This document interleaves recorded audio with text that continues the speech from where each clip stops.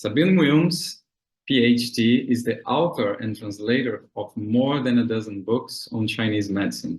In addition to writing, translating, and publishing her work through her company, Hapgold Productions, she lectures around the world at conferences and universities through her online mentorship programs, Imperial Tutor, and Reading the Chinese Medicine Classics. She also runs the world's only rigorous, intense training program on classical Chinese for practitioners of Chinese medicine and hosts the Pebble in the Cosmic Palm podcast. Some of her favorite topics are gynecology, pediatrics, medical ethics, and nurturing life. Dr. Wilms is known for her historically and culturally sensitive approach to traditional Chinese medicine, but also sees it as a living, effective, ever-changing, and much-needed response to the issues of our modern times. Today, she'll talk about cultivating health and harmony in individuals, families, and the cosmos, the role of emotions and virtuous life in traditional Chinese medicine. Sabine is very dear to me, and here, Sabine, we're talking about attunement, conscious conception, and there is a word of Marcy Axis that she started as consciousness can change everything. And you, as being lectured in Sun Simiao, Wang Fengyi, I think that's a beautiful start. What do you think of that? Please, the spotlight is on you. So can you hear me? Yes. Okay, good. First of all, thank you, Mateos, for inviting me here. And you asked me not to prepare a perfect speech and a lecture. So I'm putting myself out here. It's a little bit of a risk. And because I think and we're going to have a conversation. This is not going to be a formal lecture. Because this topic is, I was sitting here this morning and yesterday trying to figure out what am I going to say. This topic is so strange and it's so challenging. And there are so many ways to approach it. And I'm used to teaching practitioners of Chinese medicine. So, okay, I need to confirm my speaking language. Oh dear. Okay, never mind. So most of you, I gathered, are not in my world of Chinese medicine. So Mateus, you have to help me make sense of this for more normal people. Not that any of us are normal because we're here at this summit. So there are a number of things that I've thought about in this topic. One is just the role of the human body and human health as a microcosm that is related to the macrocosm. I'm trying to think of what can I bring to this conversation as somebody who knows about traditional Chinese medicine.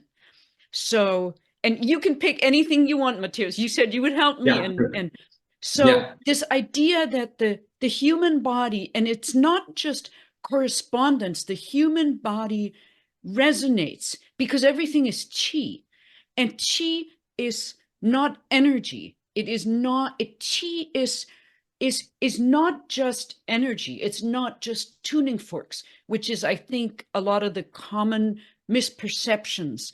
Qi is also material. It's our hair, it's our food, it's crystals, it's music, it's virtuous actions, it's mother's milk, it's blood, it's all of these things. It's minerals and stones.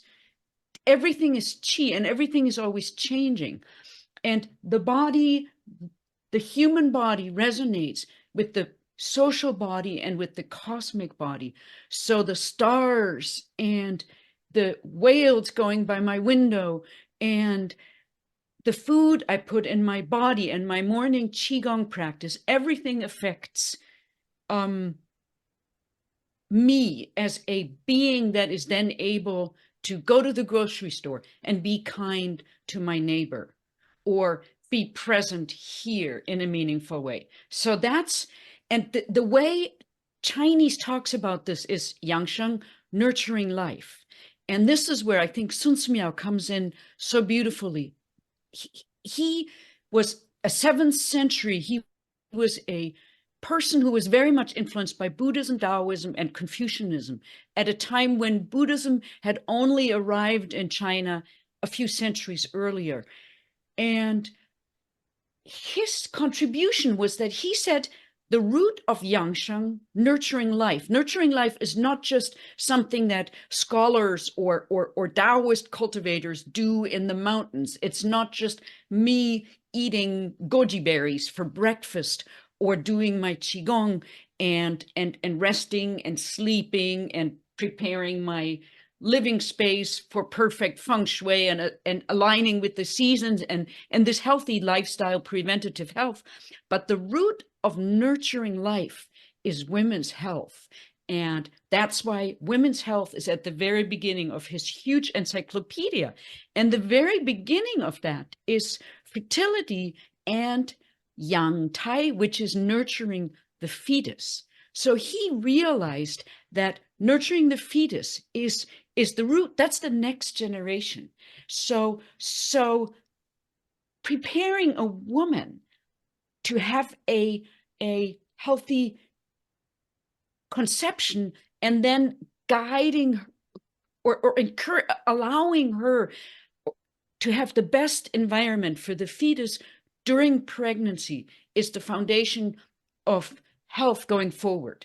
So that's another thing. And then just this idea that health is harmony, that health is, and this is a little bit of Sabine being weird. This is not just Sun Simiao, but to me, health is harmony between heaven and earth. And that's these, it's the way you're present in the world, which is and this is where this attunement thing comes in, that you can attune to the shifts in the weather, to somebody entering the room. I don't know. Am I making any sense? No, that's beautiful because yeah, we are all day and we long have such a short time, so I'm Yeah, throwing super everything short. at you. We have 20 minutes. No, but we are talking about, like, Laura started with the relevance of eat and nurture yourself with the food, but intention in the food, to think about how this meal can nurture me intentionally, you know. And then we heard about spirituality and heard about meditation. So everybody is today in many different ways, they're talking about of being here and now. And then you come with the idea of Sun Simiao, just as qi is everything. So qi is the way that we think, the way we behave, the way we walk, the way we treat others. That's right. That's what you're flowing around. And going to Yangshan, it's, hey, how is your life going? So when we talk about harmony, that's a broad sense. We can think of harmony is like the context, but not the context of mankind, the context of nature itself. Do you think of that? Yeah. And now I'm thinking, for whatever reason, it just popped into my head, your beautiful artwork. Oh, thank you. I'm sorry. I like to move the spotlight over to you. A very nice move. I tried. You know, that's harmony, to have the space in your life where you can create beauty. And I wanted to I did kind of freak out. I'm like, what am I? This is such a complicated topic. You talked me into, I don't know what You're we were doing thinking. great. You're doing just great. I was like, what am I going to say? I know that is hard because when I lecture, I have to translate everything in my head and to put in the comprehensible words. Go for it. You know how to do it. So I wanted to share with you an essay from Sun Simiao, from this 7th century Chinese famous doctor, author of this encyclopedia. And he says at the beginning of the section on nurturing the fetus, the ancient theories all agree that during the 3 months of receiving the fetus, and we don't really know what that means, but that could be the 3 months around conception, preparing for conception, or it could be also the first 3 months are celebrated in traditional Chinese medicine as the time when the fetus, when the form is not yet fixed and the fetus literally transforms in resonance, in response to things. So there is a concept of fetal we use the word education, but it's more like cultivation. This idea that especially in the first 3 months of pregnancy, the mother's external environment is hugely important. So the fetus, it will transform according to things, and its disposition and character are not yet fixed. So during this time, she should be exposed. In this case, it's rhinoceroses and elephants and other wild beasts, as well as gems and jade and precious objects. She should observe sages and cultivated people, gentlemen, and eminent teachers of abundant virtue. So there's something about being in the presence of virtue. Ritual and music, bells and drums, sacrificial trays and vessels, and the lining up and arranging of military troops. Now that last one, maybe we can move on from, but you get the idea, right? And then she should burn rare incense and recite the classic of poetry and the book of history, as well as ancient and modern commandments and admonishings. She should live in simple and quiet surroundings and not eat improperly cut meat or sit on incorrectly laid out mats. This is very Confucian, but this idea, and of course, translate that into modern life in any way you want. And you can make it very superficial. And I teach a class on nurturing the fetus, and we talk about what's the clinical, how does this look in clinical application? What do you tell pregnant women in each of the months as you go through each month? I think the idea is just that the woman and the society is conscious about the importance of the external environment, especially in the beginning stages of pregnancy. I mean, really all the time. And I realize that as I get older more and more, and I teach about cultivating virtue, the importance, it's little things like making your bed. And I just moved, so there's a little bit of chaos in my background. I'm sorry about that. But the importance of conscious rituals, the way you make your first cup of tea in the morning, and all of these things, ritual, incense, and that's why your art popped into my head.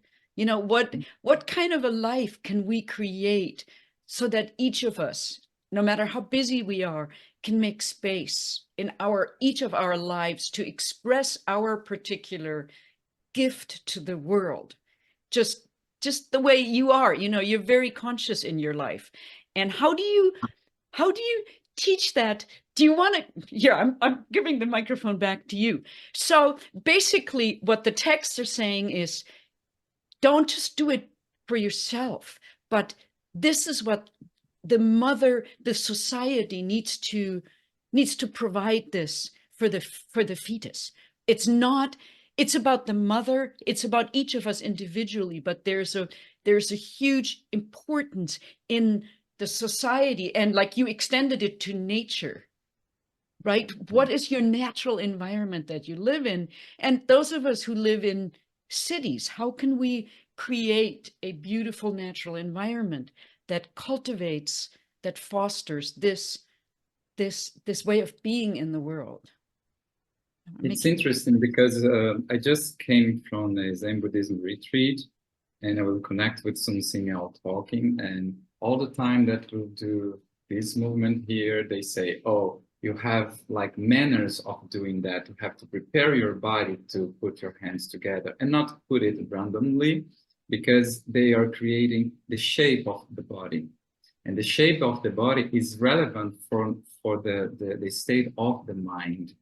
And what you're saying based on Sun Simiao is when you are exposed to beauty, when you're exposed to sages, when you're exposed to a very nice food and you are there eating, you create the shape of the body. And that's very interesting because when you think about the zangfu or the creation of the body of the fetus, of the baby, it's like the connection is instantly.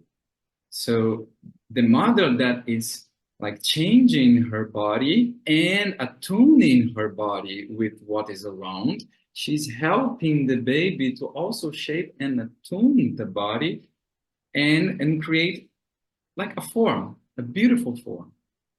And this is again the harmony, and this is how we are, dealing with what's around us. What is around us is relevant, and how we are in where we are, like in the environment or the ambience, it's relevant because everything is connected. As you started, the qi, this thing that is around, is connecting everything as a web.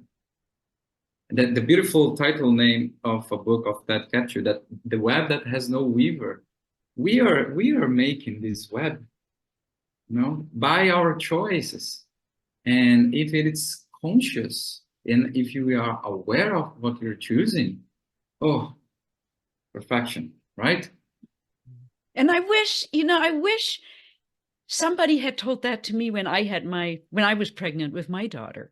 I mean, it makes sense to us who are, or at least it makes sense to you and me who are Chinese medicine practitioners, right? We live in this world and we have this language, but those of you who are not Chinese medicine practitioners, I hope that this conversation can give you a language that you can then take out and share with the women, and also with your larger community. And I'm looking at the chat. Laura, what would you have done differently?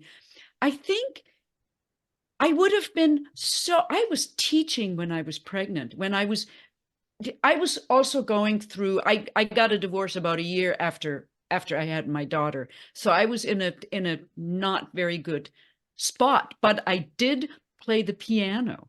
And I love Bach, and my daughter's official name is Anna Magdalena, which was Johann Sebastian Bach, the composer. So I did expose her to classical music. And I think it's these little things that just make, I mean, it just, like, now I'm like, Sun Simiao wrote this, and I wrote my dissertation about that about a year after. I mean, I studied the stuff while I was raising her in the very beginning. So I think I would have just been a lot more cautious. And I teach a class on nurturing the fetus, and what I tell the practitioners is, be really careful with social media. Be really clean about what you expose yourself to, and maybe be firmer about, this is not a healthy person for me to be around. This is not a healthy environment. Be more assertive. Like our society, and I live in the US, and there are people from all over the world here.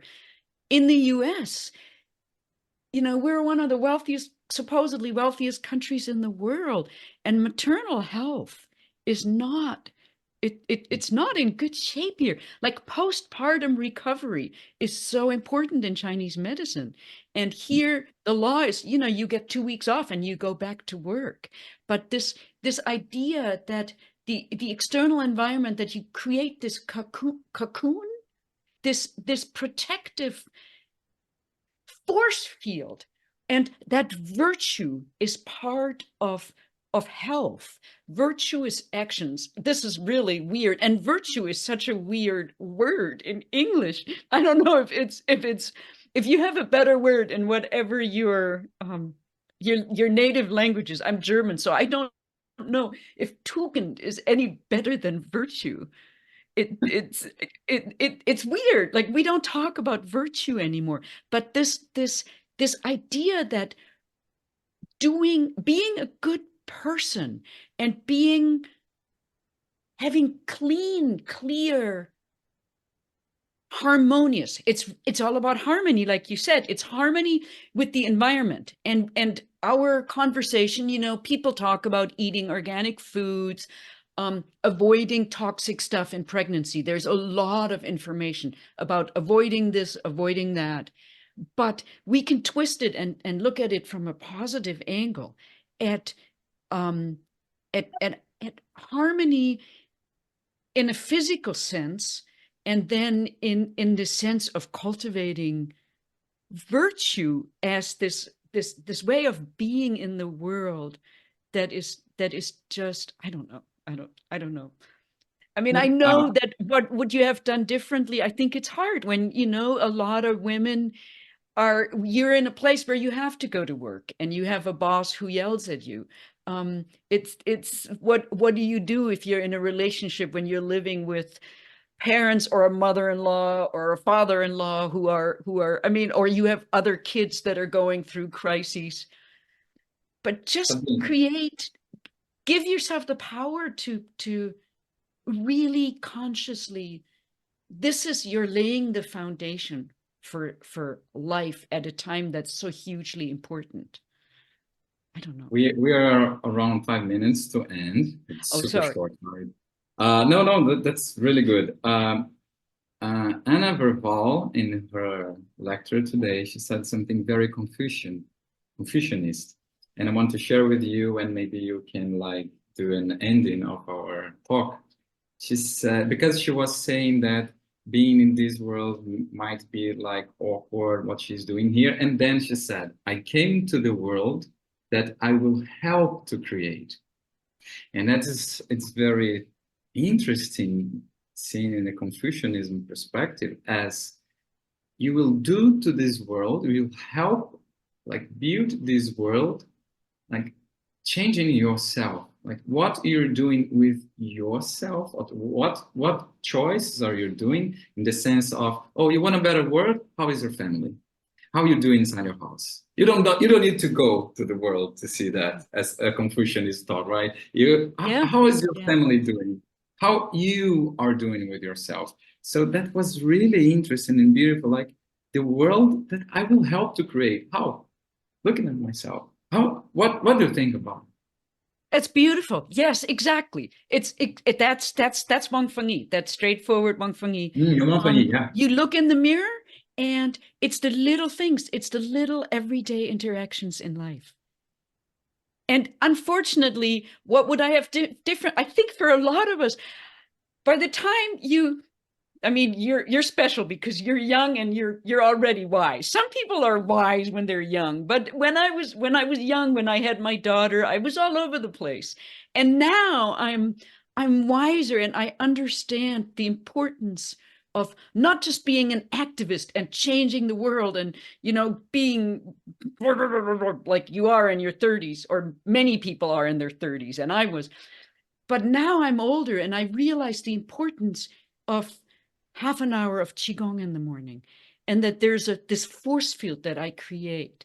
And I wish I'd had that when I wish I'd had more wisdom in my life when I had my daughter. But I guess my daughter and we're still so connected. We're always connected. So it changes as children grow, but we can focus on the pregnancy, but at the same time, we can also grow together. We can all grow together. I don't know. It's nice when we have the ability of creating this field, and this field has no limit. You can reach the entire world with this field, right? So when you practice your Qigong or the meditation, or every practice that you feel like tuned with the world, with the cosmos, you are there. And that is Qi again. And cultivating the ability to sense that connection, the rooting into heaven and stretching to earth, looking at a tree and connecting with the tree, and just, how can you communicate that to people before they conceive, and then You know, yeah, I wish I'd had the time to, I wish I'd had the knowledge to do, I wonder what my daughter would be like if I had cultivated every day during pregnancy, especially during the first 3 months. If I had really consciously started and ended every day rooting into earth and connecting with heaven and just calling on the Big Dipper and the nourishment of the earth, the yin and the yang, and you know, bringing that to support what's going on in that little belly inside you, because yeah, it's you just put it perfectly. Yeah, it's the tiny little thing and the cosmos, and it's all chi. It's all connected. Like Lao Tzu says, like do grand when it's still small. Like we all have this ability of creation of life, and you women are the main actress, the main role. You are in lead of that because you bear the seed, you bear the life itself, and then it will grow. So if we manage to take care of our babies while they're still in the womb, and even before that, imagine, that's Lao Tzu saying, do grand when it's still little, tiny, and we can manage to change everything. And then the last comment, I'm a menopausal woman, and I'm realizing, so my head totally out of this topic, but realizing how my body and my energy shifts as I am no longer a actively reproducing woman is such a powerful reminder of how much chi and power there is in reproduction. Because now my energy is going elsewhere, and I'm just like, and I just had a housewarming last night, and my house was full of menopausal women, and they're all doing this incredible stuff. So the power, and also the energy that goes into the reproductive cycle, and how as a community, as a society in the world, we really have to support women when they are menstruating, when they are conceiving, when they're making babies, when they're breastfeeding, and in the postpartum recovery. I feel like that is, I mean, I know other countries are much better than the US, but I feel like that's where we're really lacking, maybe as a global civilization these days, in recognizing that female bodies are not machines, and childbirth it takes a lot out of the woman. And you look at women who no longer menstruate, and you see all that energy that is freed up. So it's like, wow, all this is going into the reproductive cycle. So really honoring that.